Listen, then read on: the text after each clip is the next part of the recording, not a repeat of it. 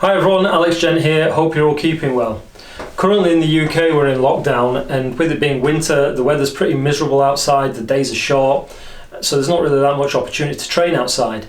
Inside we're often confined by space and we don't really have that room to train, particularly with weapons. Today I'm going to go through some stuff with the bokken and maybe give you some ideas to think about when training and how that actually limited space can sometimes help your technique.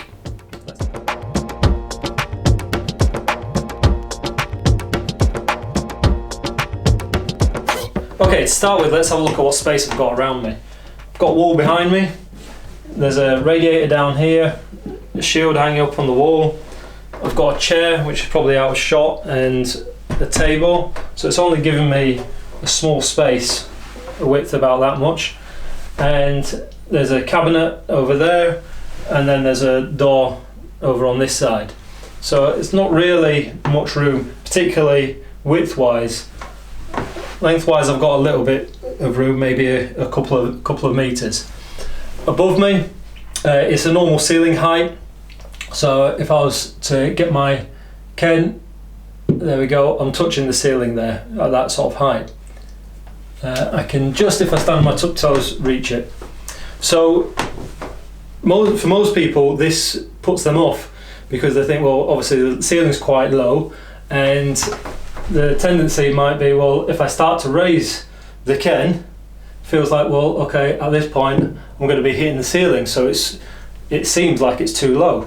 If you watch me here, I'll keep my arms extended, and if you notice, the Ken isn't hitting the ceiling, but yet I'm still able to raise it behind my head with my arm extended there and draw it back down without collapsing my arms into some funny position. So how do I do that? So if any of you have seen my previous video, I talk about weightlessness. I'll link it either above or in the description down below. And I say when we're lifting anything, when you're lifting from underneath here, it's easier and lighter than if you're holding it out here and raising. At this point when I push forward, I'm using my hips to connect there, so it's acting as a lever. When my hips are square, at this point the rotation point is now around my shoulder, but the sword is perpendicular to my arm, and I keep it that way. I don't raise just straight up like this. When I've got it here, I'm actually still pushing out from this side, and as I take it round, it's like I'm reaching for the end of the hilt, and at this point here, that's where it's really extended, like I'm trying to grab up towards it and then I pull it back down for the cut. So the motion of the Ken isn't going just upwards like this or raising in, that's what you're not meant to do, raising in an arc like this. It's basically pushing up and then it's continuing to push up here as it raises up like that. That's the motion. Then when it reverses, it's actually coming forward and then down, rather than just looping over the top. If I was cutting in an arc where my arms are just coming down like this, all the weight is going to be at this end, which is then going to drive my shoulders up. Whereas when I push it forwards, I can still keep that posture without compromising the cut. So that was the first Suburi, but what else could I do? Well, there's a wall here, so I can't really take it round for the fifth Suburi, and this side there is space, so I could always take it round, raise and cut.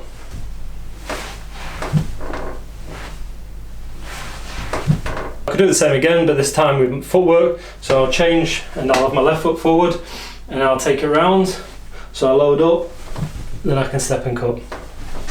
Again, load up, step and cut. I could do it obviously on the opposite side. Now the space is on my right side, I bring it up and cut. So this is just with the left foot forward now and just shifting forward. Could also obviously do it with the step.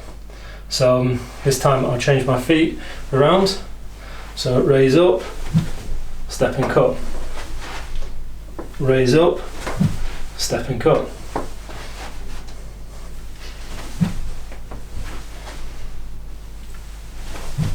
So we could also look at the first two cuts of happogiri.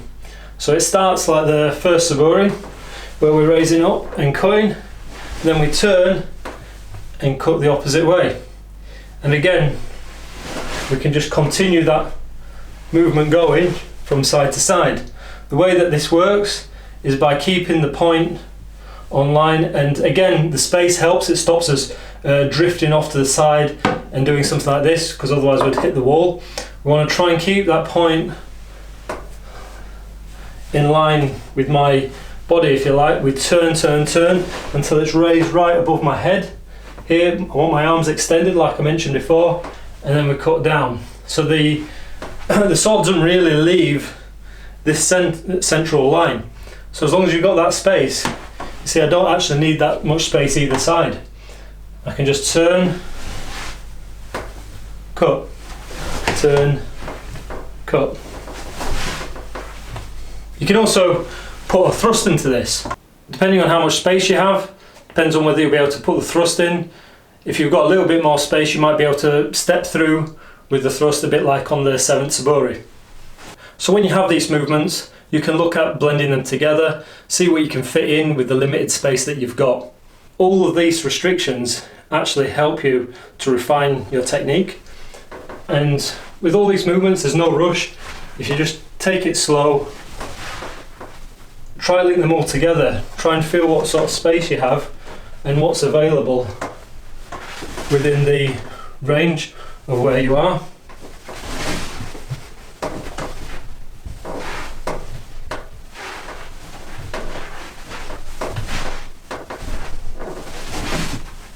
Take it easy when you're practicing. I don't want you breaking anything in your house. These are just some ideas for you to possibly play with and to think about, which hopefully might help your technique. I hope you found that interesting. I'd like to hear your thoughts in the comments down below. Is this something that you practice, or is it something that you can maybe incorporate into your practice? Next time I'm going to be looking at the Jo. We're going to continue with this idea of training indoors and what we can possibly do with the weapons in a confined space. Remember to like, share and subscribe, as this really helps the channel grow. Until next time, take care and I will see you soon.